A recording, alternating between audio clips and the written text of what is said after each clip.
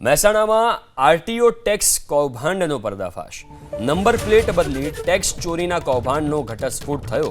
Tax ચોરી કૌભાંડમાં આરટીઓએ જપ્ત કરી ખાનગી બસ. રાજસ્થાનથી અમદાવાદ જતી ખાનગી બસને જપ્ત કરી છે. એન્જિન અને ચેસિસ નંબરમાં આરોપીઓ છેડછાડ કરતા. વાહન ચેકિંગ દરમિયાન કૌભાંડનો પર્દાફાશ. મહેસાણા તાલુકા પોલીસ સ્ટેશનમાં પોલીસ ફરિયાદ નોંધાઈ છે.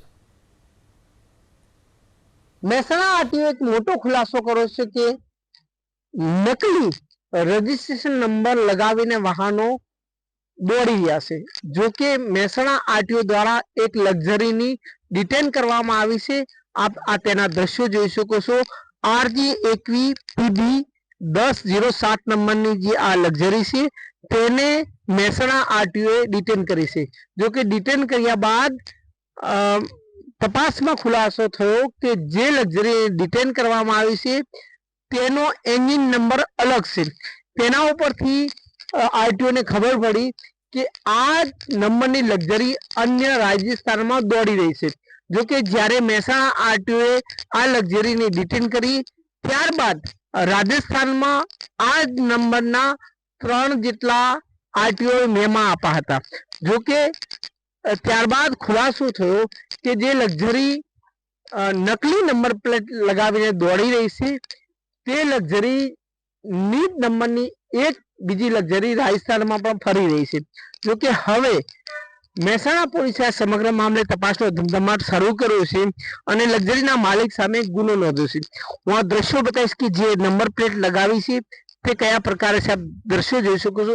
એકદમ વખોટી જાય તે પ્રમાણે આ નંબર પ્લેટ લગાવવામાં આવી છે.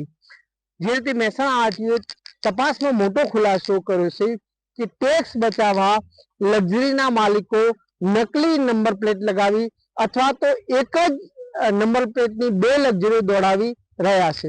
जो व्हीकल 25 जनवरी में डिटेन किया गया है नंबर 1007 के साथ, उसके बावजूद 25 जनवरी के बाद सेम व्हीकल नंबर पे 3 फरवरी, 4 फरवरी, 11 फरवरी और 16 फरवरी को चलन इशू किए गए हैं राजस्थान के जो आरटीओ उसके द्वारा.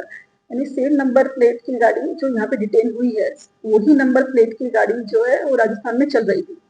आगे जब हमने इंस्पेक्शन किया तब हमें पता चला कि जो इंजन नंबर ये व्हीकल पे लगा हुआ है वो इंजन नंबर 1007 व्हीकल का नहीं है, बल्कि जो हमें राजस्थान से ईमेल मिला है वो सही है. और ये जो व्हीकल एक्चुअली जो हमारे पास अवेलेबल है उस पे RJ46PA1527 नंबर है. इंजन नंबर के ऊपर से हमारे को जानकारी मिली, लेकिन नंबर प्लेट जो लगाई गई थी 1007 की लगाई गई थी, जिसके ऊपर से हमने FIR जो है पुलिस स्टेशन में दाखिल की है और अभी आगे इन्वेस्टिगेशन चालू है.